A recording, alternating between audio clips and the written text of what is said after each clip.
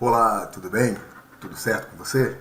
Então, atendendo a pedidos, nós vamos falar um pouco sobre dinâmica impulsiva, ou quantidade de movimento e impulso. Essa primeira aula vai ser uma panorâmica a respeito do que nós vamos ver. Então, eu vou falar da teoria um pouco nessa aula e nas outras nós vamos tratar de resolução de exercício, beleza? Fica comigo aí, eu sou o seu professor Alex Silva e voltamos à ativa aprendendo física aqui nesse canal. Atendendo ao pedido da Lara, da Luísa, nós vamos começar por dinâmica impulsiva. Então, simbora. Vejam só, a respeito da dinâmica impulsiva, a gente vai ver esses elementos aqui. Ó. A quantidade de movimento, o impulso, a conservação da quantidade de movimento e o teorema do impulso. Não necessariamente nessa ordem, né? A gente vai ver primeiro aqui a quantidade de movimento. Então, o que é essa quantidade de movimento? A quantidade de movimento, talvez o nome não seja bem isso, mas dá para dar uma noção. Realmente é como se estivesse quantificando o movimento de um objeto. Então, o que tem a ver com o movimento de um objeto? A gente pode pensar na inércia, né? A inércia é a capacidade que ele tem, ou a tendência que ele tem, de permanecer em repouso ou em movimento. Na verdade, a inércia é a dificuldade que a gente encontra quando quer empurrar algum objeto. A massa dele é traduzida para nós, os físicos, como inércia. Na análise mais química, a massa pode falar da quantidade de matéria sobre um corpo, mas mais fisicamente é a dificuldade que nós temos de empurrar. Quanto maior a massa, maior a dificuldade, maior a necessidade de força, né? Isso já diz lá na segunda lei de Newton. Bem, quando fala em movimento, então a gente pode pensar na massa e pode pensar na velocidade. Então, se eu tiver, por exemplo, uma bicicleta e com um ciclista ali e eles estiverem a 80 km por hora, eu vou ter mais dificuldade de pará-los do que se eles estiverem a 10 km por hora. Ambos vão ser complicados, mas 80 km por hora é mais difícil, né? Por outro lado, se eu tenho uma bicicleta a 20 km por hora e um caminhão a 20 km por hora também, vai ser mais difícil parar o caminhão. Então, nesses dois exemplos, você percebe que tanto a massa quanto a velocidade influenciam no movimento. Então, nada mais justo do que para a quantidade de movimento, que nós vamos utilizar a letra Q, que também pode ser chamado de momento linear, e aí a gente utilizaria a letra P. Então, para a quantidade de movimento, a gente vai precisar da massa e da velocidade. Na verdade, a quantidade de movimento é dada pelo produto da massa pela velocidade. Então, o m é a massa, que é medida em quilogramas, a velocidade, o v, é a velocidade medida em metros por segundo. Logo, a unidade dessa quantidade de movimento é quilograma vezes metro por segundo. Quilograma, metro por segundo. Quilograma de massa, metro por segundo de velocidade. Certo? Essa tal da conservação da quantidade de movimento, que é o próximo passo.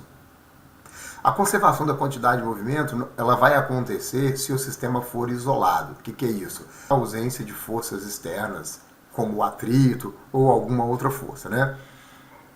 Vai dizer que a quantidade de movimento se conserva. Como assim se conserva? Você pode ter, o exemplo mais clássico que você tem é a bola de sinuca. Primeiro a bola branca, né? O taco, e a bola preta, por exemplo, né?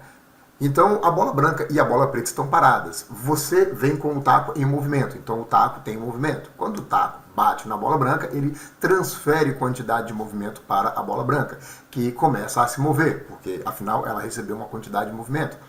Quando ela bate na bola preta, ela vai transferir quantidade de movimento para essa bola preta, que também vai passar a se mover. Se não tem forças dissipativas, não tem forças para dissipar energia, e aí entraria alguma força externa, a quantidade de movimento total do sistema, a todo momento que você somar, vai dar o mesmo tanto. Então você não está criando nem destruindo quantidade de movimento, você está distribuindo essa quantidade de movimento inicial entre os integrantes daquele sistema, dando velocidade para os que estão parados, mudando a velocidade dos que já estão se movendo. Haverá alguns tipos de colisões dentro disso aí que a gente vai estudar. Existe a colisão inelástica, existe a colisão parcialmente elástica e existe a colisão elástica. Quer saber o que é?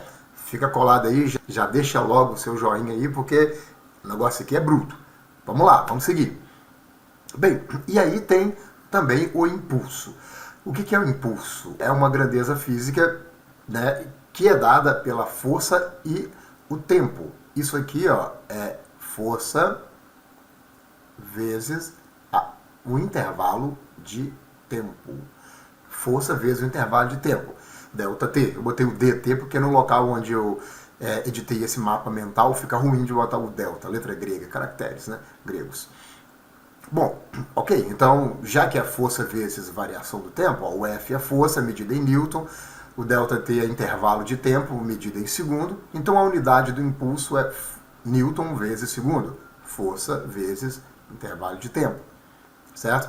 Bem, e aí não tem muito mistério, vai te dar o impulso, vai te dar o tempo que a força agiu e vai te pedir o valor da força. Nesse momento a gente vai trabalhar com gráficos, a gente vai ver, por exemplo, o valor do impulso é proporcional ao valor da força, proporcional ao valor do tempo. Mas o barato mesmo do negócio é quando chega aqui embaixo e a gente tem o teorema do impulso.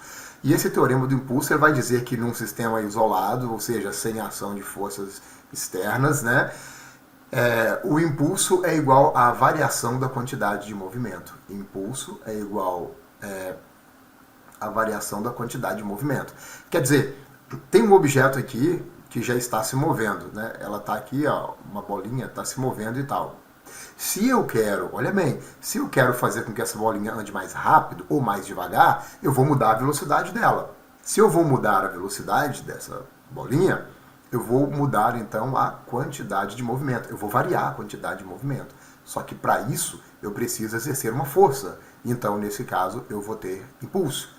Isso lembra muito a segunda lei de Newton, porque olha só, na primeira lei de Newton, o objeto que está em repouso, ele tende a permanecer em repouso, mas o que está em movimento tende a permanecer em movimento, beleza?